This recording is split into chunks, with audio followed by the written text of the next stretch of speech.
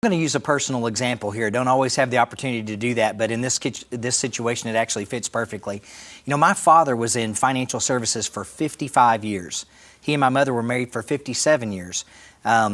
He passed away 2 weeks ago suddenly. Now, the thing to that, besides the shock that comes with that when you're not expecting loss, is that he handled all the finances. He balanced the checkbook. He did all the investing. He paid all the bills. And it would be great if someone had taught my mother how to do those things when she was a child, but my grandparents didn't do that. It would be great if someone taught her those things in school, but they don't teach financial literacy in school. And then she married someone who was a financial advisor, and for 57 years, he took care of all those things for her.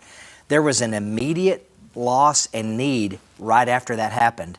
And so we had to teach a 75-year-old woman how to create a budget, how to balance a checkbook, how to get rid of unnecessary spending, maybe things like Netflix or Hulu or Disney Plus, or all these things that you really don't need now, and you realize, wow, I can't afford these things.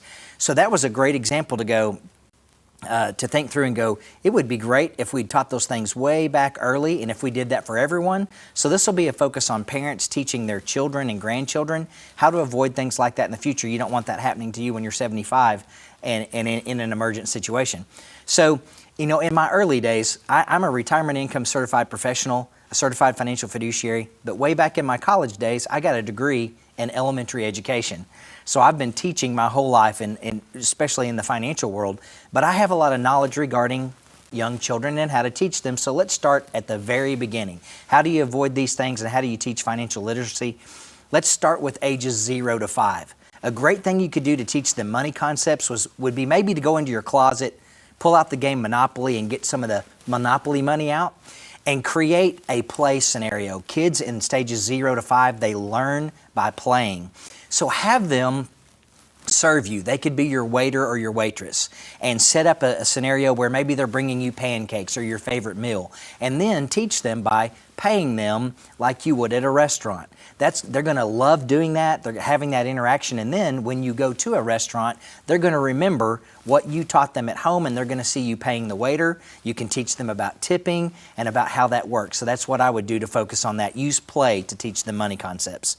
Then elementary school. We want to find games with financial lessons. Still, there's a lot of play there, but their knowledge level's increasing. That would be a good time to actually pull the Monopoly game out, or maybe the game of life, and actually teach them money concepts. You learn in Monopoly about purchasing homes and properties and all how money transactions work. That would be a great thing to do with your elementary school children. Might also be a good time to give them an allowance. Teach them the benefit of work and responsibility, so cleaning their room, maybe washing the dishes, and they can understand the money in exchange for goods and services with them. Then middle school children. This is where you can begin conversations about specific money practices and earning money. Two good examples here would be have a garage sale with your elementary age school children. Help them set up the garage sale, labeling things, putting prices on it. Having them watch you when people come in and purchase things, the exchange of money, giving back change, that sort of thing. Also, kind of one of the timeless favorites, a lemonade stand. Let them be involved in going to the store, purchasing the items for that, helping set it up, making the signs, and then also the same thing. People are receiving goods and services, they're going to receive money, and then you're going to get to teach them now, what do you do with this money that you've earned? Maybe you're going to open a bank account for them, teach them about savings or how to use that to purchase something that they would like to buy. Then let's step on up to high school age. High school age, it's time for independence. You know, you're driving a car. It's a good time to teach them about how to pay for that car. It's a good time to teach them about insurance and gas and that sort of thing. So this would be the time when it would be good to maybe have an after-school job, maybe to work on the weekends.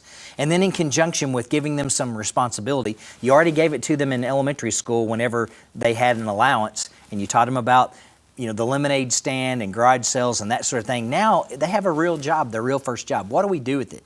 Teach them about the 3 key things: how to save, how to spend, and how to give. Those are things they all need to know. So this is definitely when you would want to open their first bank account, maybe have a savings account, begin to teach them through things like a teen worksheet budget, We would want to walk through, this is the first time they're ever dealing with it, but they can put down the amount of their paychecks.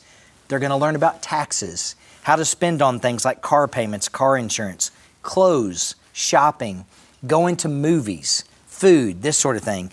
And the best way to teach them is to have something written or again on an app. Very critical for them to see it. You cannot get to where you're going if you don't have a written plan. It's just the best way. So how do we continue to model good habits at all ages? Have the kids be involved, no matter what their age is, in your financial planning. What do I mean by that? Well, maybe you pay all your bills online. Have them watch you do that. Show them how you set that up online, how you receive bills in the mail and you set up an account that's linked to a bank account or a debit account, and show them how to do that. If you're old school and you receive the bill in the mail and you're still writing out checks, you can't believe how many young people have no clue how to fill out an envelope, where to purchase stamps to put on there, how to address things correctly. Show them how to take a bill, make the payment, mail it off, and then also how to balance your checkbook once you've written that out. Those are great things for modeling, having them involved. And then, of course, you're going to have family vacations, you're going to eat out, you're going to go to movies.